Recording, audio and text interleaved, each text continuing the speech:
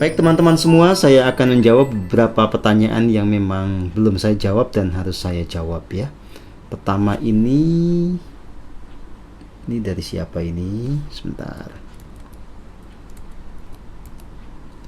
Ida Ayu Prima Anatirayani ya. Mohon petunjuk cara menyikapi saat saya dituntut untuk segera membuat keputusan penting, namun saya juga menyadari bahwa diri saya belum sepenuhnya hening. Saya tidak mengetahui apakah keputusan yang saya buat didasari oleh hikmat atau didasari oleh ego saya sendiri.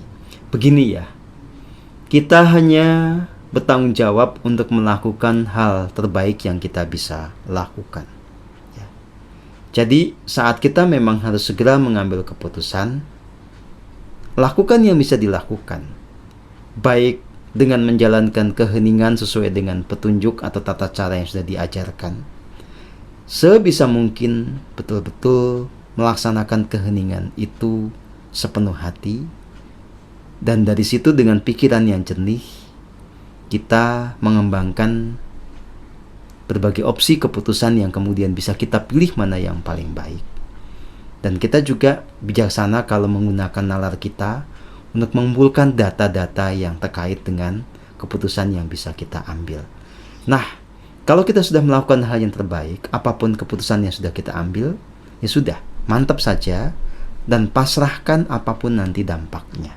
Kalaupun itu keliru, namanya juga lagi belajar ya. Tinggal nanti diperbaiki dengan cara yang paling mungkin. Jadi jangan dibuat ruwet, nanti malah nggak bisa ngapa-ngapain, malah tidak bisa ambil keputusan, tidak akan ada yang namanya kemajuan ya. Jadi lakukan saja yang terbaik yang Anda bisa, lalu pasrah dengan hasilnya ya. Nah, kemudian dari Sandra Atmaja, bagaimana kondisi jiwa orang-orang yang mengalami dementia sampai tidak mengenali orang-orang terdekat? Begini ya, kondisi jiwa itu pasti ada korelasi dengan kondisi tubuh fisik. Saat seseorang tidak betul-betul menjalankan laku keheningan, pasti akan menuai ketidakselarasan juga di level tubuh fisik. Kalau orang betul-betul ada dalam kejernihan, keselarasan, tidak mungkin mengalami peristiwa yang seperti ini, seperti dementia dan lain-lain ya. Jadi tentu saja mereka yang mengalami kondisi ini memang jiwanya juga tidak selaras. Jadi segala kesulitan yang muncul itu adalah buah dari pilihan-pilihan tindakannya sendiri di masa lalu. Dia sedang ngunduh wohing pakati. Nah, yang penting adalah apa sikap kita kalau menghadapi yang seperti ini. Jelas yang kita bisa lakukan adalah punya pemakluman. Kita betul-betul mengasihi dengan kasih yang paling murni. Kita berikan pancaran energi yang memang itu bersumber dari pusat hati kita. Dan saat yang sama kita juga bersiap-siap agar nanti di usia tua kita tidak mengalami kondisi yang sama. Dan itu bisa kita betul-betul menyiapkan diri agar bisa tetap sehat hingga usia tua. Dengan keheningan yang tepat ya dan konsisten, kita semakin tua itu akan semakin selaras. Tidak hanya jiwanya tetapi juga badannya ya. Oke.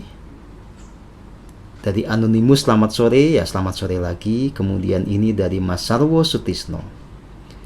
Rahayu Mas Guru, mohon konfirmasinya, apakah fenomena berbagai kemudahan, kalau boleh dibilang keajaiban dan keberuntungan yang saya alami dalam hidup saya, itu merupakan buah dari kemurnian jiwa? Apakah itu petanda memang ada pertolongan dari Tuhan atau bagaimana? Ya. Jadi seperti yang tadi saya bahas, sebetulnya kembali kita melihat bagaimana kondisi jiwanya panjenengan ya.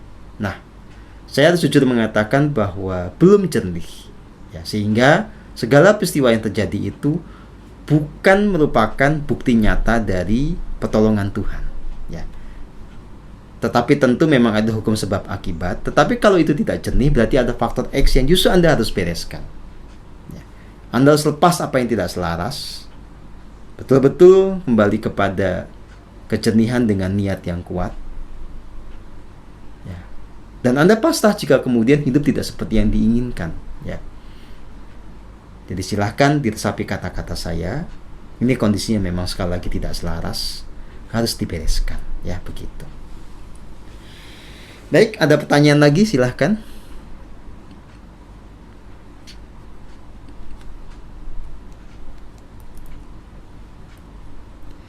Oke, dari Mbak Wahyu Handayani ya.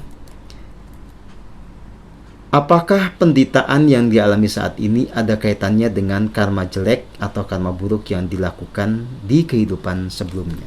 Bisa iya, bisa tidak ya. Jadi ada sebagian orang yang hidupnya itu sangat sulit di kehidupan sekarang ini karena menuai atau memetik buah perbuatan di kehidupan yang lampau. Tetapi ada juga yang memang dia memetik buah perbuatan dari apa yang dilakukan di kehidupan saat ini. Tapi itu tidak penting ya, jadi kita nggak usah nyari-nyari ini dari mana sebetulnya akarnya, diperbaiki saja. Yang pasti kalau kemudian kita hidupnya ini penuh dengan peristiwa yang tidak menyenangkan ya, peristiwa yang membawa duka, itu pasti akarnya di kita sendiri. Ya, jadi kita jangan bilang, oh ini ujian dari Tuhan, oh ini... Pokoknya hal-hal yang seolah-olah itu bijaksana, menghibur ya, tetapi tidak realistik ya. Jadi kita bertanggung jawab kalau ada masalah itu pasti akarnya di kita. Tinggal dibereskan. Bereskan yang namanya jejak dosa kita. Bereskan ilusi kita. Bereskan luka batin kita. Bereskan angkara murka kita. Bereskan ketidakselarasan secara energi. Biarlah kemudian semua itu betul-betul diperbaharui. Ya. Kalau kita sudah jernih, maka kita pasti selaras, kita pasti selamat. Hidup kita menjadi hidup yang surgawi. Ya, begitu. Teman-teman semua, di penghujung acara kita ya, ada satu hal yang memang harus saya sampaikan dan ini mohon diresapi betul ya. Dalam proses belajar kita, kan memang semua juga ada dalam fase bertumbuh, baik Anda maupun saya ya. Jadi saya di tahun 2018 tentu berbeda dengan saya di tahun 2021. Kesadaran saya berbeda, cara saya menyampaikan ajaran juga bisa berbeda. Ketajaman atau keakuratan dalam membaca realitas juga berbeda. Ya. Nah, maka pada teman-teman, jangan terpaku dengan apa yang saya sampaikan di masa lalu. Ya.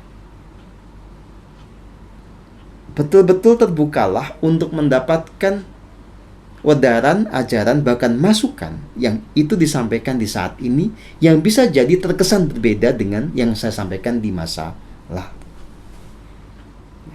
Saya tidak malu untuk mengakui bahwa saya juga terus belajar bahwa kebenaran yang saya temukan ini semakin lengkap, semakin utuh di kehidupan saat ini ya. Semakin selaras di tahun 2021 ini ketimbang ketika saya menyampaikan ajaran itu di tahun 2018 atau 2019. Nah, semakin kesini juga semakin detail ya. Hal-hal yang bisa disampaikan kepada Anda untuk membantu Anda bertumbuh. Termasuk misalnya soal teknik hening saja ya. Sekarang semakin detail. Maka Anda jangan terpaku dengan yang lama. Ya.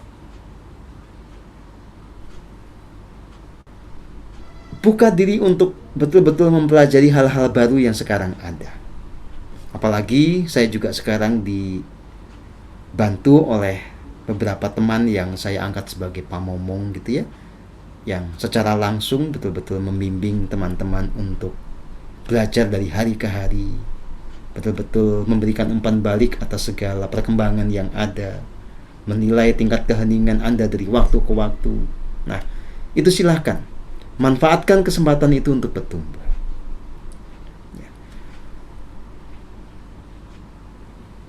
Ini adalah momen yang memang penuh dengan tantangan, tapi juga sekaligus penuh dengan kesempatan. Kalau Anda betul-betul punya kerendahan hati, Anda akan dihantarkan kepada momentum yang indah di mana Anda bisa mencapai titik kesadaran yang paling tinggi. Tapi kalau Anda mengabaikan semua kesempatan ini, tentu saja Anda akan tetap ada di dalam ketidakselarasan, tertinggal di dalam gerak semesta untuk menuju kepada kebaharuan di bumi ini. Ya.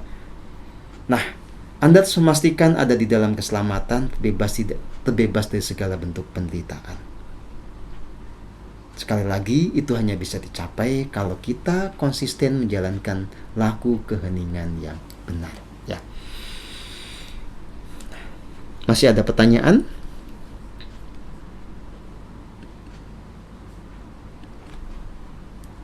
Sudah ya.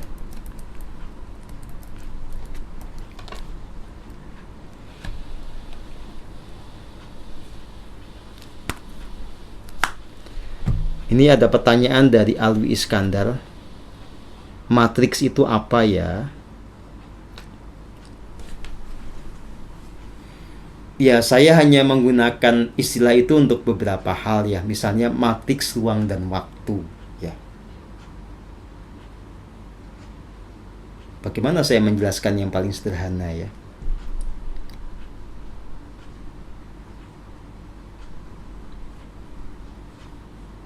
Jadi kalau dalam istilah yang kemudian saya pergunakan, ya, misalnya kayak tadi ya, matriks ruang dan waktu. Itu hanya bicara tentang